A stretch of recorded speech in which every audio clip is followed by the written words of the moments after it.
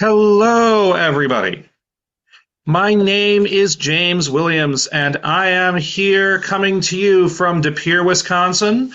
And we now, for the next 25 minutes to a half hour, have a collection of stories of autistic self advocates from Wisconsin and their transition. We have a collection of various stories from Wisconsin about transition. Transition. I would like to thank everyone who agreed to participate in this project.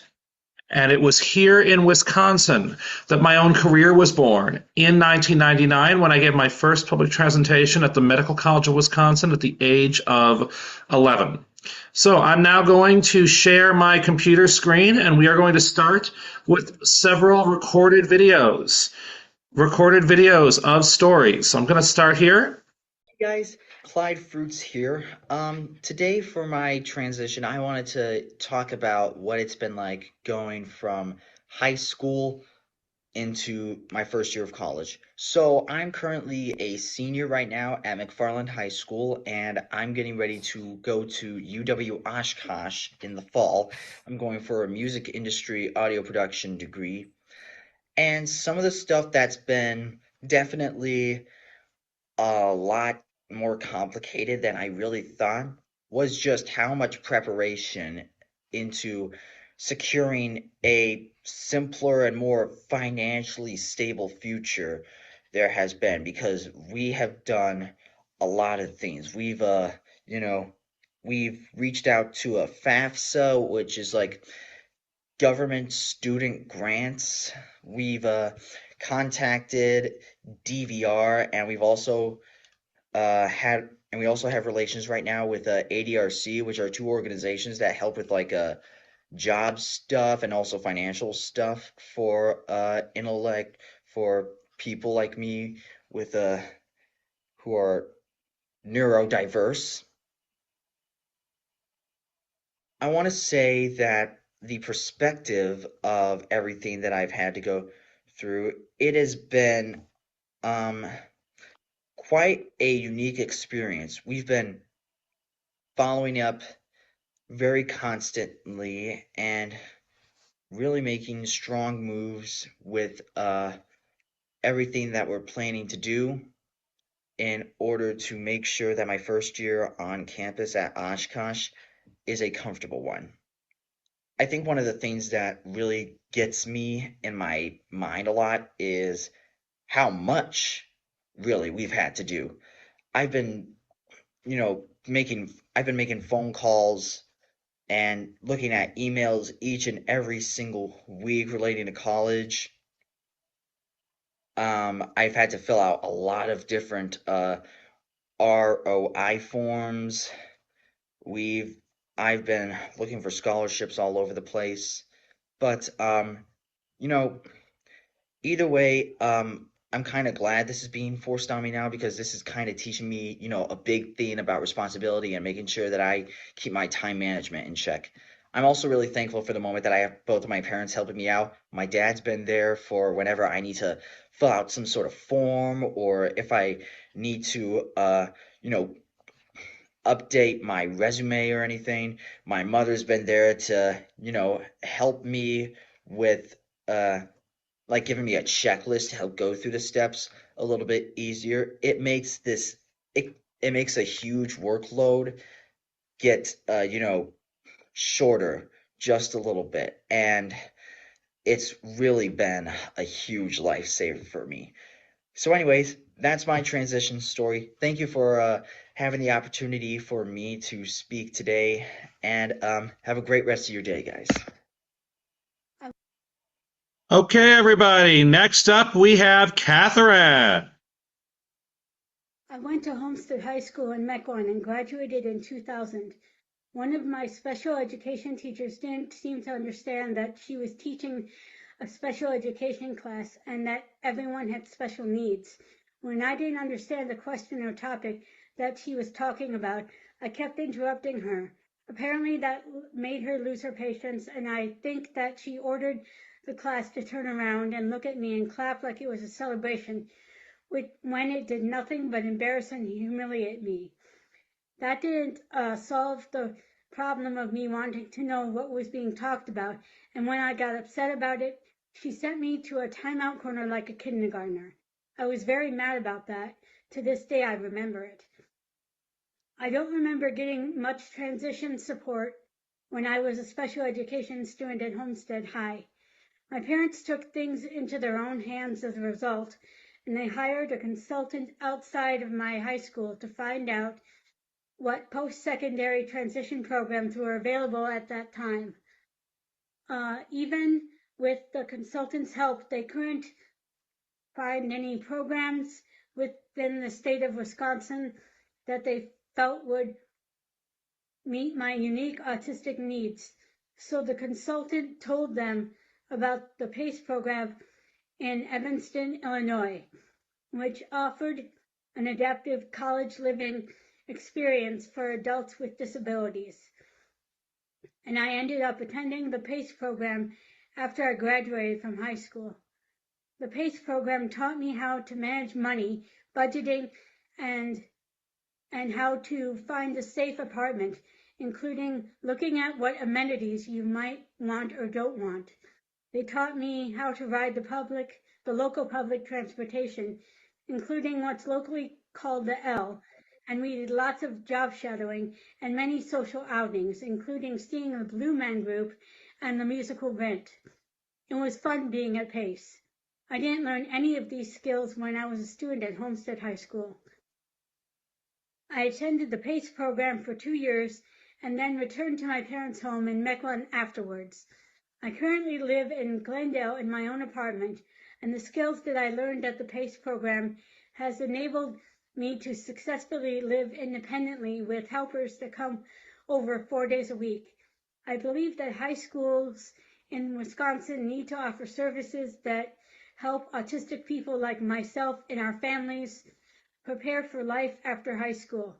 There should be programs like PACE available here, and we shouldn't have to leave the state and community we grew up in so that we can get the post-secondary supports we need. Next up is Jasmine. Hi, my name is Jasmine Rojas, and I'm 20 years old. One area of transition that went well was how to make my own appointments to the doctor. This went well for me because I am now able to go without my mother to my appointments, and I am also able to go to the pharmacy and ask for medication without any help. I have so enjoyed excited, so it helps me out of my comfort zone. Another area that went well for me was voting because I can vote for whoever I want and I don't need anyone to tell me or help me decide who I vote for. The area that did not go well for me was making the decision to move out. It wasn't so much that I moved out, but how and when I moved out. I was not ready for it emotionally nor physically. I do not regret it though because it made me grow as a person and it has helped me think twice before making a decision. This has also taught me that I need to go back to school and help me grow and be financially stable before even thinking about moving out again. I've also grown to appreciate my mother more, and now I understand that I need her to help me grow into an independent woman. There is more to learn in life before living on my own. And next up, we have Nicholas. And I want to give a reminder to everybody that the views shared live here are on recordings from self-advocates, are those personal experiences. They don't reflect the views of the Community of Practice on Autism Spectrum Disorders and Developmental Disabilities, or the Wisconsin Autism Transition Development Project, WAuTD. And we don't endorse any products or companies, but people still have a right to share what has worked for them as they try to help others. And remember, what works for one person may not work for another. Next up, Nicholas. Hey, my name is Nicholas. And transitioning after high school was really, really, really, really hard. It wasn't until I cut wheat, gluten, out of my diet when I was 28. And I'd say that my life was erratic after high school so for 10 years, my life was erratic until I cut out wheat. And then when I did that, everything came together. I was able to get stuff together. So,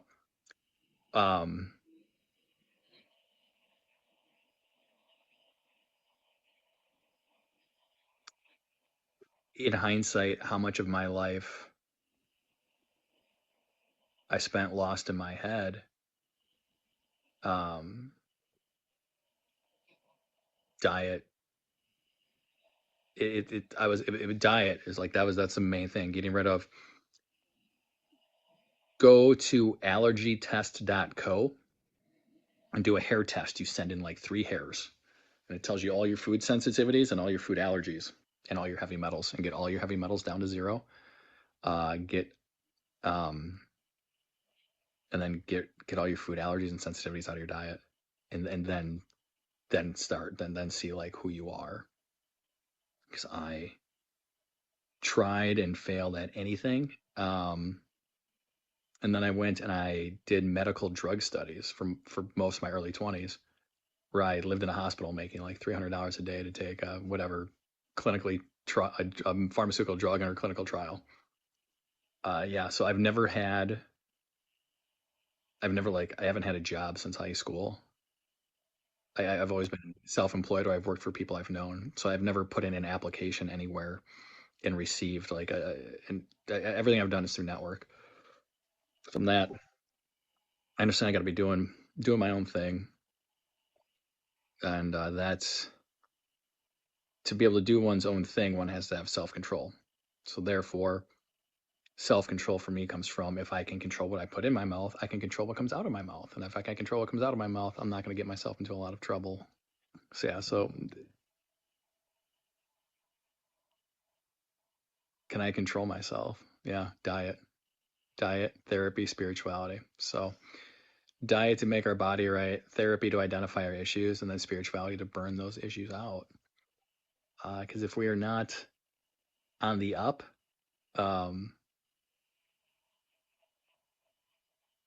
if we don't know where up is, that's the thing. Like,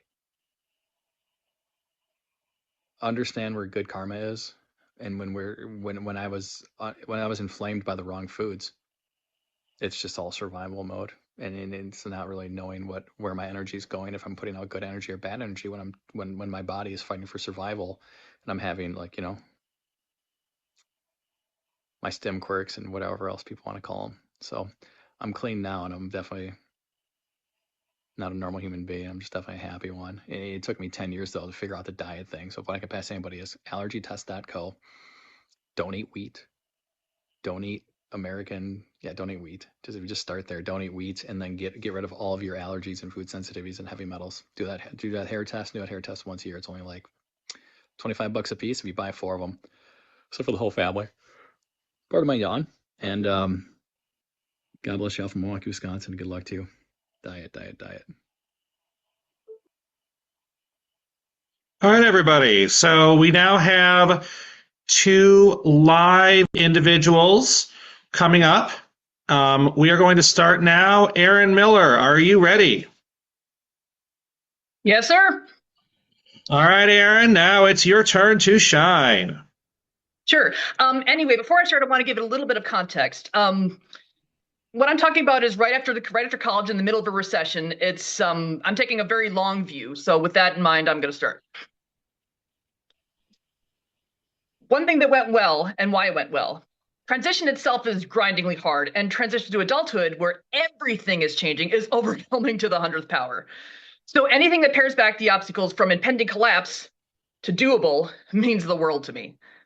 One thing Mom knew how to do well is helping me regulate my body before I learned to do so. Feeling comfort in one's body creates a contrast to bodily discomfort. People I know who are not formally diagnosed with autism have spent their entire lives constantly overloaded, and painfully so, and this often happens when their families are afraid of an autism diagnosis. My parents didn't need to make things unpleasant for me in order to reach high standards. The world around me was harsh enough. And in my experience, the people who are most eager to point out the hard truth are usually adults in authority who take out their own dysregulation on vulnerable children in their care. Beware of people who tell you there is no IEP in the real world and how your child just needs to toughen up. Make no mistake, it isn't for the child's good. It's for soothing the adult's authority the adult authority's mild inconvenience. You will often need to ignore fellow parents and other critics who tell you you're being too soft. After allowing your young person to experience both comfort and discomfort, it is a lot easier to name feelings, see degrees of comfort, and develop regulation strategies. Upon pausing, I could see the difference between a mild discomfort and heading towards a tipping point, after which there is the point of no return. A mild discomfort meant I could take a small stretch towards growth and take one small step, then go back to resting position. Feeling like heading towards a tipping point is a red flashing light reading, "Bridge out, turn back now." I actually got in trouble for knowing my tipping point and refusing to push myself to breakdown.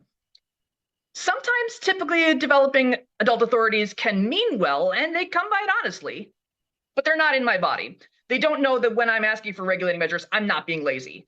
I lean towards laying low and surviving because environments that are controlled by other people have constant unexpected demands drain me faster than I can replenish. If you were scuba diving and the person above you unexpectedly demanded your carefully budgeted oxygen, you'd be upset too. Having this kind of knowledge can make some meltdowns avoidable. Not all, but some. In either case, my parents were very good at stopping conflict and keeping it from escalating. One area of transition that did not go well and could have been done better. Again, my parents were very good at stopping big feelings and very good at stopping escalation. The problem is they were too good at it, to the point where my very real unmet needs exploded into what professionals call behaviors. Now here's where I take a look at my experience and realized your children's generation will look very different from mine, and I made some modifications. I was a teenager during the Columbine school shooting. We all thought it was a one-off. Today's kids are facing this every day. I got off the school bus and could leave my bullies at the door. Today's kids face bullies through a screen that can effectively walk into their house and follow them into their room, a place where they should feel safe. Your children are growing up in an increasing atmosphere of out-of-control anger from adults in their social sphere, flooded with those out-of-control emotions from the time they wake up to the time they go to sleep. And on top of that, developmentally, they haven't had time to learn how to handle those big feelings. And yet, they also have more freedom to speak than my generation did and self-advocate. Be aware that this can cause miscommunication with old school adults who want them to be convenient, still, and quiet. Therefore, look at the content of what your son and daughters are saying rather than convenience of getting peace and quiet. This is not the time to be quiet. Basic civil rights are being threatened and rolled back every day. Fair housing, transportation, faith, equal employment. Your children's generation will face very real injustices in their lifetime. And let's be honest, adults get dysregulated too. I know it can be very tempting to do whatever it takes just to get some peace in the house. It can be counterintuitive, but acknowledging, yes, your student has faced a very real injustice, it goes a long way.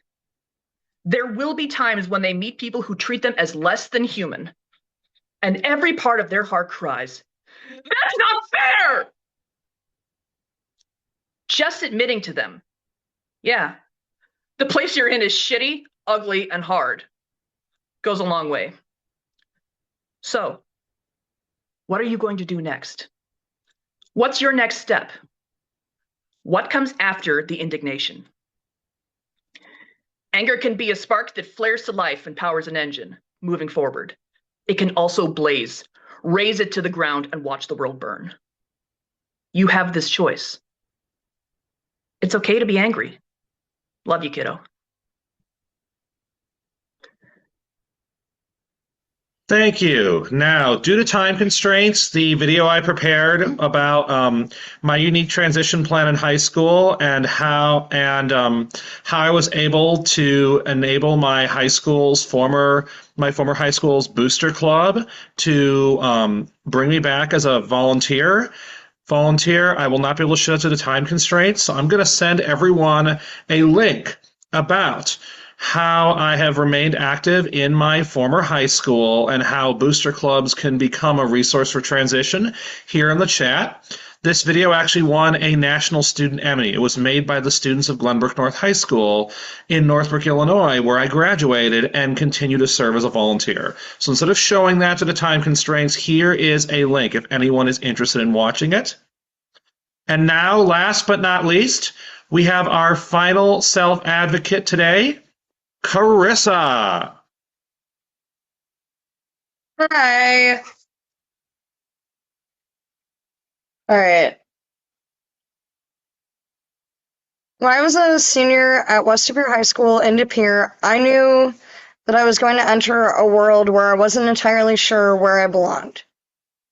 And in a world that wasn't going to fully understand me and my differences as an autistic person. I first realized this was the world I was going to enter into adulthood. When in middle school at West De Pere, I did not qualify for any accommodations or any special ed services. I had to work my butt off in school by myself and didn't have anyone helping me. I did pretty decent and got good grades and didn't fail any classes. I felt West De Pere was failing me instead of me failing them. Meanwhile, my dad, stepmom, and step-siblings also struggled to understand my autism. They told me I was a problem child, a troublemaker, and someone worthy of being alive. I was told I was undeserving of life and undeserving of chances. Nothing I said to my family was valued. All I was to them was a burden. In contrast, my mom, stepdad, and grandparents knew the truth. They knew that I wasn't a bad kid inside. I felt like I was living a double life. It was hard to be me when I knew I was constantly being judged, and when my dad and stepmom didn't give me a voice, and many people, including many friends and people in school, didn't fully understand what I was going through. Leaving high school and becoming an adult was difficult in the beginning. I now was in charge of my own issues. Trying to be an adult without having to rely on my parents wasn't always easy. I had to figure out how not only to get and keep a job, I had to teach myself how to manage working overtime with whatever job I have, just to be able to earn enough money to pay the expenses of living on my own. I had to learn that asking for help isn't a sign of weakness, and to not let bad people come into your life and try to control me. And turning my living space into a trash dump within a matter of months was not very helpful. I've had to defend myself from bad people who have tried to come into my life and control me, including boyfriends, ex-boyfriends, and roommates. One good thing that happened when I transitioned into adulthood is I'm a lot tougher than I thought. Tougher in the sense that I've realized I can ask for help when I need to, and I can take back control of my life, even if it means letting go of the negative memories that people have given me. I can rebuild new memories and make my living space mine again. After I've gotten the bad people out, I've had to deal with toxic boyfriends and friendships, and I'm happy to say that I've been able to get them out of my life. After kicking out my most recent ex-boyfriend, who I had been living with for a while, I am happy to say that I'm glad to get rid of him, and I'm happy that I've remade my place my own. I've made it filled with things that make me happy, and I also filled it with a cat named Hershey who's filled a gap I didn't know I had. I'm grateful that I have her in my life, and I'm grateful that I have the community of people that love and care about me no matter what. Living on my own for 5 years feels pretty good.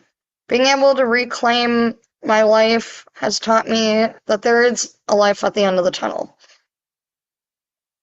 Autism isn't always a bad thing. Sometimes it can be your biggest superpower. We just have to know where to look.